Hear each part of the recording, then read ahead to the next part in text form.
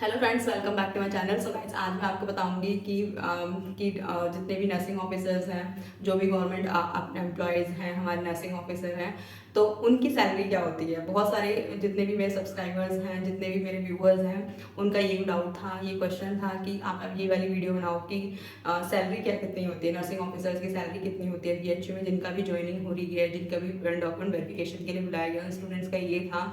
Nursing officers and the future nursing officers का ये most important question यही होता है कि नर्सिंग ऑफिसर्स की सैलरी क्या होती है। तो सबसे पहले मैं अपना इंट्रोड्यूस करना चाहूँगी, अपने आप को इंट्रोड्यूस करना चाहूँगी कि I am also the nursing officer from the RML hospital in the Lucknow, from the Lucknow, कि उसमें भी वो भी as a government central government institute है, as a central government institute है। तो फिर इसलिए यहाँ पर भी नर्सिंग ऑफिसर की सैलरी, या बीएचयू में कर रहे हो, जो भी बीएचयू में एज अ नर्सिंग ऑफिसर है, या फिर एम्स में नर्सिंग ऑफिसर है, या डीएसएसबी में जो भी नर्सिंग ऑफिसर्स हैं, जितने भी नर्सिंग ऑफिसर है एज अ गवर्नमेंट एम्प्लॉय, उन सबकी सैलरी, उनके सबका जो बेसिक पे जो होता है वो 44,900 का होता है। 4400 900 का जो हमारी बेसिक सैलरी जो होती है 44,900 की होती है। बट अगर हम जो और एड ऑन होता है, जैसे नर्सिंग अलाउंसेज ऐड होते हैं, हमारा एचआरए ऐड होता है, डीएनएस अलाउंसेज ऐड होते हैं, बहुत सारे अलाउंसेज ऐड ऑन होके तो वो जाके 80,000 प्लस 80,000 चली जाती है। तो इसलिए तो जितने भी मोटिवेशनल वीडियो है, this is the motivational video, और चैनल को एंड तक देखना और वीडियो को लाइक शेयर सब्सक्राइब जरूर करना, क्योंकि इसमें मैं बताऊंगी कि नर्सिंग ऑफिसर की सैलरी कितनी होती है। अगर हम बात करें कि दिल्ली में जितने भी नर्सिंग ऑफिसर हैं, तो दिल्ली में जो नर्सिंग ऑफिसर है उनके जैसे एचआरए में, बस एचआरए में डिफरेंस हो जाता है, यानी कि हाउस रेंट अलाउंसेज में। जो हाउस रेंट अलाउंसेस होते हैं कि एक्सिटीज़ में जो हाउस रेंट अलाउंसेस होते हैं वो एक्सिटीज़ में ज़्यादा होते हैं एज कम्पेयर टू वाई और जेड सिटीज़। जैसे 3 टाइप्स की सिटीज़ होती हैं, X Y and Z cities होती हैं।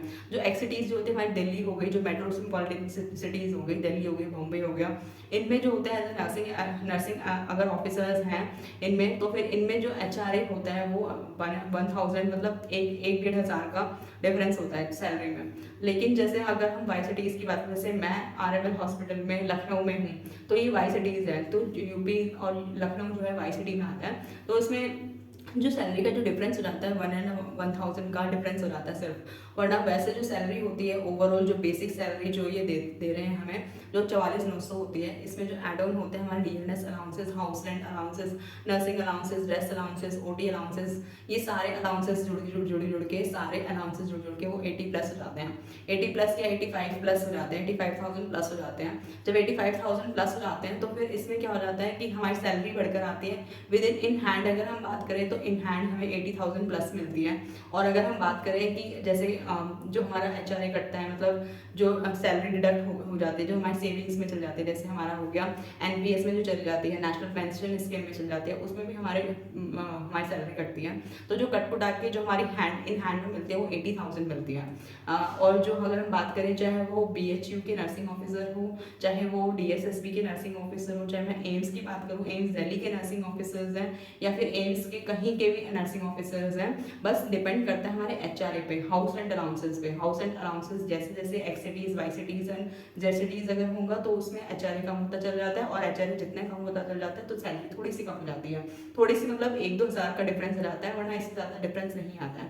लेकिन सबको वो सारी फैसिलिटीज़, वो सारी चीज़ें मिलती हैं जो एक गवर्नमेंट एम्प्लॉय को मिलनी चाहिए। तो सारी गवर्नमेंट एम्प्लॉय किसी में भी कोई ज़्यादा डिफरेंस नहीं है। अगर आप चाहे बीएचयू में जाएँ, चाहे आप नेम्स में जाएँ, चाहे आप आरएमएल में आए, या एसजीपीजीआई में आए, या फिर आप डीएसएसबी में आए, तो फिर इसमें ज़्यादा डिफरेंस नहीं है। It depends on your selection, your job, क्योंकि it is a government job and as a nursing officer it is a grade B post, and the basic salary is and the basic pay is 7 pay commission, 7 पे scale होता है इसका भी। 44,900 का basic पे है हमारा। तो इसलिए कोई डरने वाली बात नहीं है कि हम अगर बीएचयू में जाएंगे तो हमारी सैलरी इतनी होगी, या फिर एम्स में जाएंगे तो हमारी इतनी सैलरी होगी। सबकी सैलरी सिमिलर होती है, सिमिलर, बस 1-2 हज़ार का डिफरेंस हो जाता है, और बाकी ज़्यादा डिफरेंस नहीं होता है। तो जितने भी हमारे फ्यूचर नर्सिंग ऑफिसर्स हैं, जो भी डॉक्यूमेंट वेरिफिकेशन जिनकी चल रही है बीएचयू नर्सिंग ऑफिसर्स की, या फिर जिनकी एम्स नॉर्सेट, जिनका नॉर्सेट में अगर सिलेक्शन होगा, नॉर्सेट 7 में, या फिर डीएसएसबी में जिनका भी सिलेक्शन होगा, उन सबकी सैलरी तो डरने वाली कोई बात नहीं है। ये बहुत ही अच्छी बात है कि जिनका भी सिलेक्शन हुआ और उनकी जो सैलरी जो होगी वो बहुत अच्छी खासी सैलरी होती है, बहुत अच्छी खासी सैलरी होती है, जिसमें बिल्कुल भी उस वाली बात ही नहीं होती कि हमारे पास कुछ